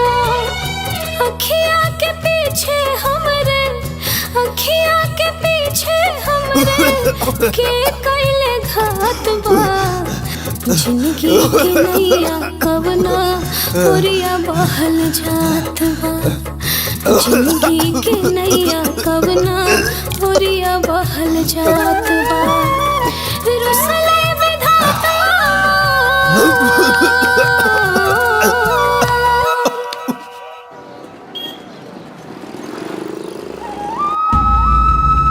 बाबूजी। बाबूजी। बाबूजी। देखिए, खाना पीना ना खाने की वजह से इनको बहुत कमजोरी आ गई है। इनको 2-4 दिन हॉस्पिटल में एडमिट करना पड़ेगा। इलाज में खर्च बहुत आएगा। फिलहाल आप 20,000 काउंटर पर जमा करवा दीजिए, बाकी मैं देखता हूँ। ठीक है डॉक्टर साहब।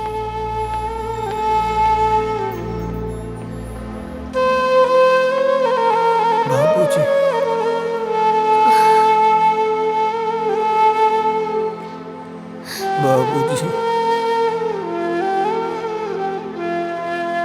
बाबूजी।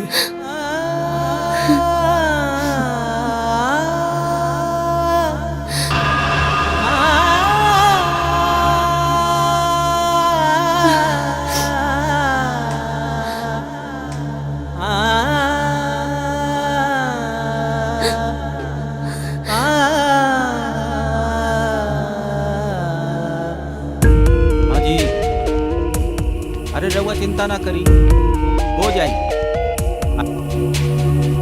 हाँ हाँ, बैठिए।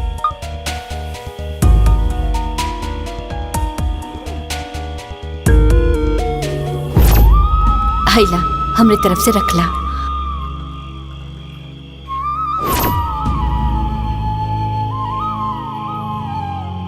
एके बेचे के बाद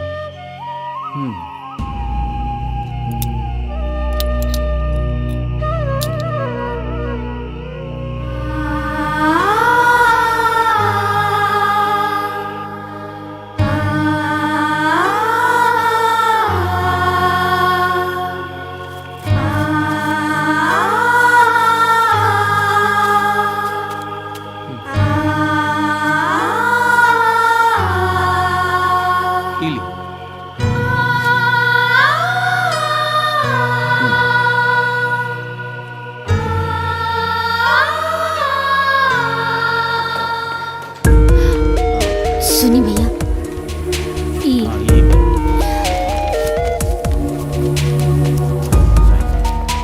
डॉक्टर साहब 20,000 जमा करे खातिर कहले रहलन।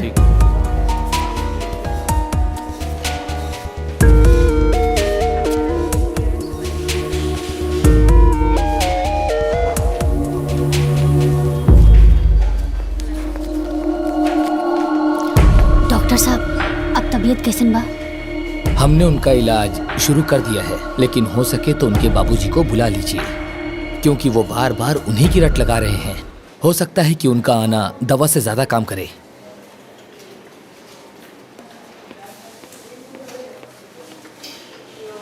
बाबूजी,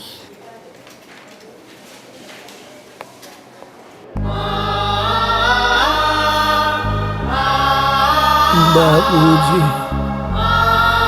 बाबूजी। का करी? बाबूजी के कैसे लेके आई कुछ समझ में नहीं के आवत। बाबूजी,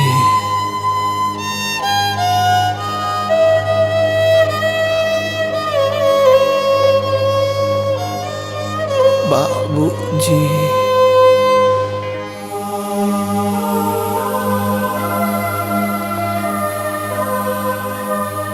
सावित्री बिटिया, बटुक कैसन बा?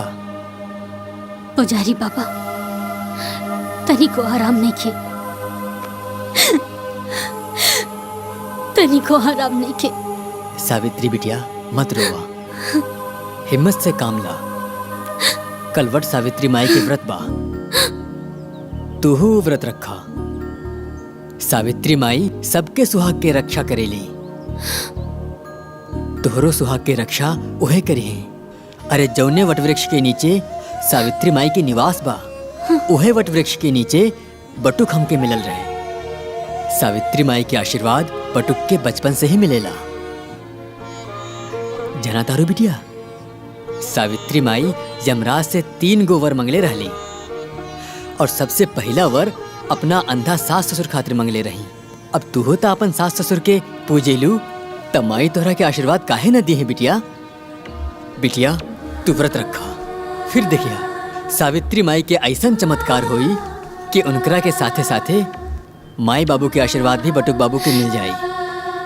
हम वट सावित्री माता के व्रत जरूर रखब।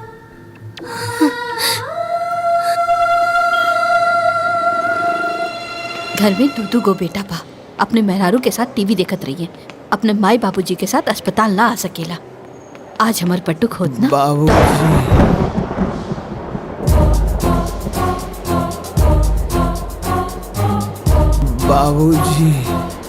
हमार बटुक अस्पताल में। बाबूजी। डॉक्टर साहब एक। हाँ बोलिए। ई लड़का के का भइल बा? कोई बीमारी नहीं है, उसे कोई सदमा लगा है, इसीलिए काफी कमजोर हो गया है। बेहोशी की हालत में भी बाबूजी बाबूजी बोलता रहता है। बाबूजी सुख दुख पता नहीं कैसा निर्दयी बाप है इसका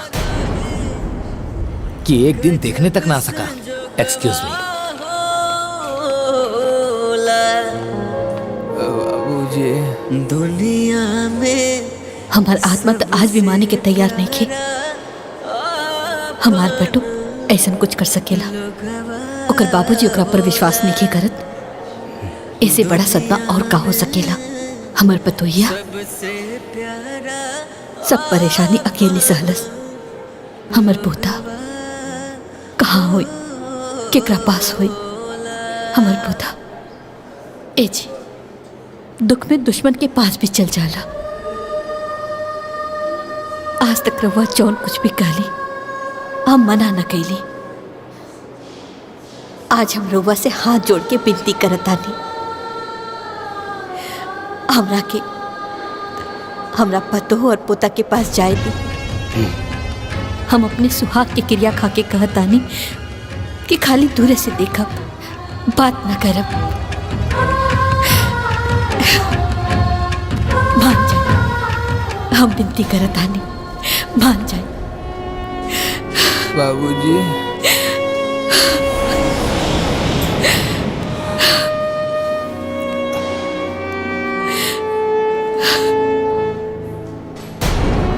बाबूजी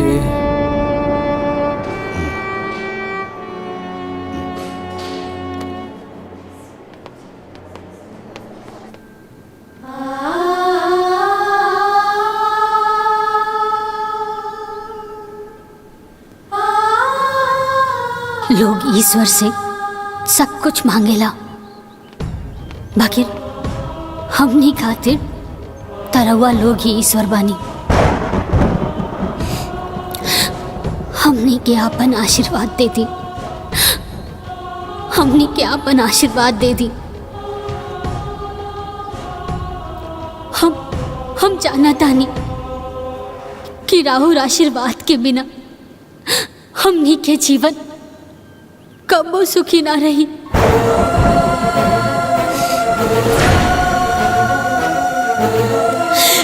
कबो सुखी ना रही।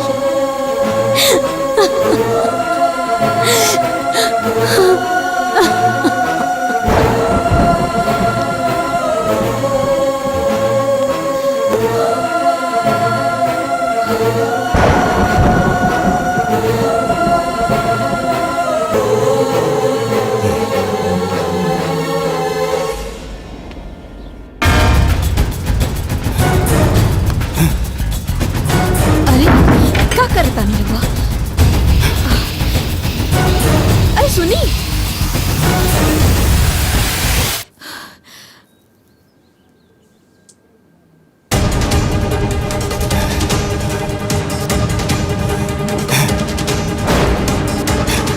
क्या करता है? ओंकार, अशोक, बाबूजी है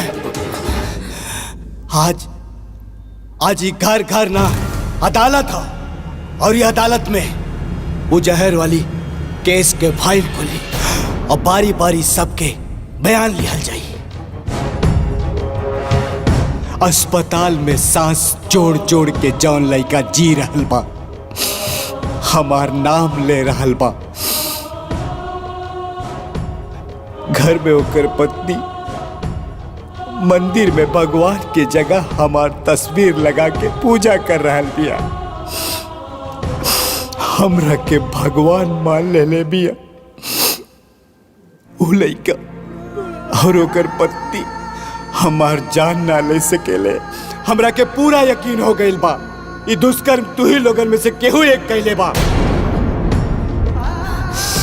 हम 3 ले गिनती गिनब, फिर जे आरोपी होगी वो सामने आ जाए, ना तो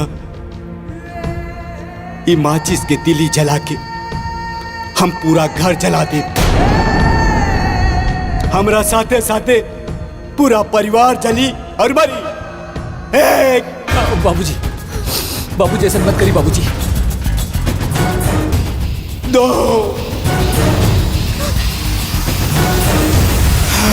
3 बाबूजी रुक जाइए बाबूजी।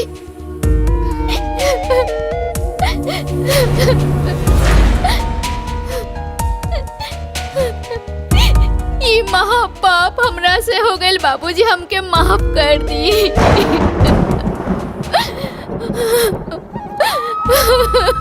माफ कर दी।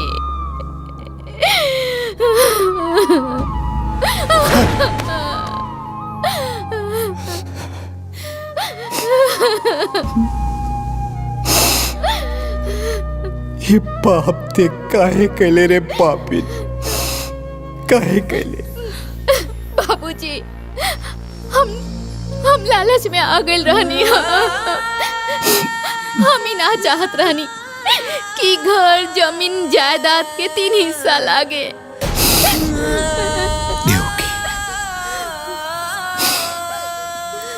हम जज रहनी, अदालत में सबूत और गवाह की रोशनी में कौनो गलत फैसला ना लेनी। बाकी पता ना कैसे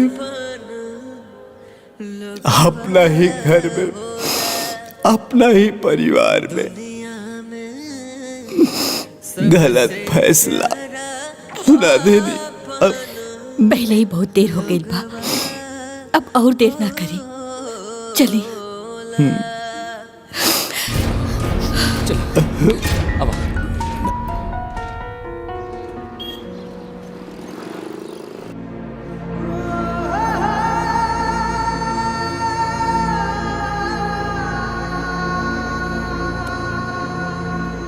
देखिए सावित्री जी, हमने बहुत कोशिश की, मगर हम डॉक्टर हैं, भगवान नहीं। इनके पास समय बहुत कम है, इनको घर ले जाइए। अब इनको मेडिकल नहीं, कोई चमत्कार ही बचा सकता है। I am sorry.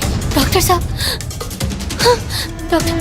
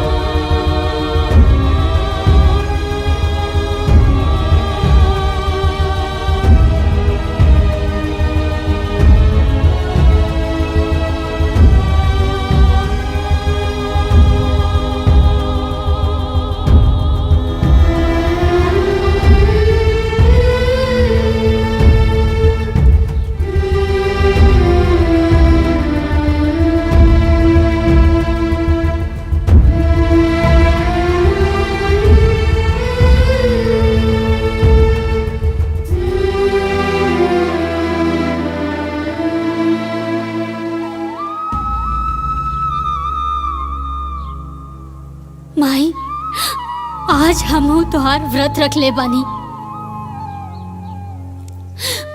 अपना पति के लंबा उम्र खातिर याद रखिए माई, अगर आज हमार सुहाग उजड़ गई तो दुनिया के कोनो भी औरत राहुल व्रत ना राखी। माई, माई तू तो चल गई यमराज के पीछे पीछे, पुत्रवती और सदा सौभाग्यवती के वर पा ले लो। आज ही सावित्री रउआ से उहे वरदान मांगतिया। आज हमार पति के प्राण बचा के हमरा के सदा सौभाग्यवती के वरदान देना माई। मन चित लगाई के सब करता वरदान देना माई, वरदान देना माई। सावित्री मैया गादा मरे सुहागवा वट सावित्री मैया गादा मरे सुहागवा वट सावित्री मैया। हमरा के वरदान दे दो माई।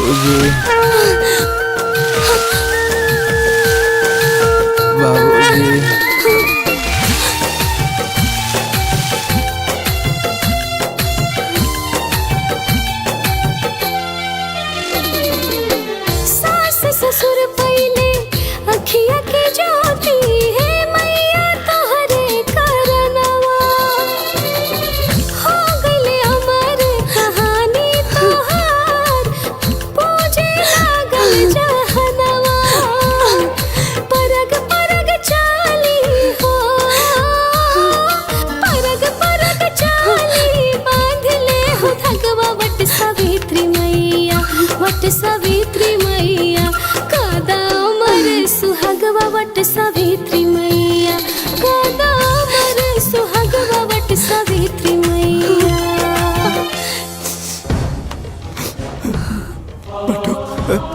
बाबूजी बाबूजी बाबूजी बाबूजी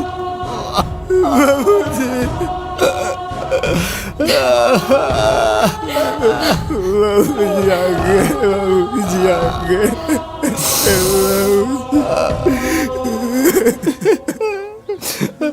बेटा अच्छा बुरा पहचाने में हमरा से बहुत देर हो गई, हो सके तो हमरा के माफ कर दो बेटा।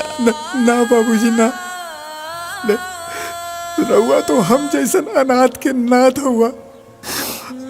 हमरा से माफी मांग के हमरा के इतना छोट मत करा बाबूजी, शर्मिंदा मत करा।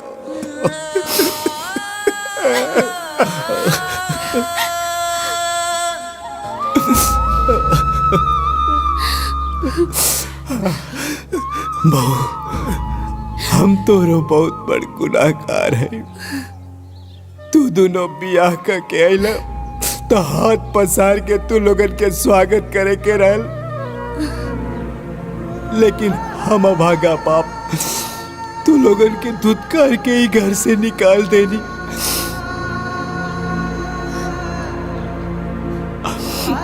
हो सके तो हमरा के माफ कर दा बहू। बाबूजी राहुरी हाथ माफी मांगे खातिर ना,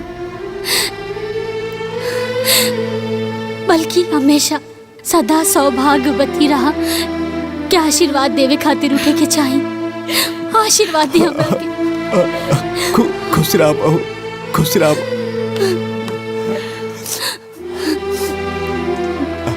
देखी अब हमार बेटा और बहू हमरा साथे रही, हमने के सब साथे रह जाए। पंडित जी दे हाँ, संभाल के।